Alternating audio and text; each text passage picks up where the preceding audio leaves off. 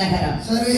சகல வளங்கள் என்று சொன்னால் நீர்வளம், நிலவளம், கார்வளம், பொன்வளம், பொருள்வளம், அனைத்து வளங்களும் ஒருங்கே அமையப்பட்ட நன்னகரம் எதுவென்று சொன்னால் அது எந்த நாடு, எந்த ஊரம்மா? அதாவது நமது வட்டங்களை என சொல்லக்கூடிய நன்னகரம். அருமையான ஊர். ஒரு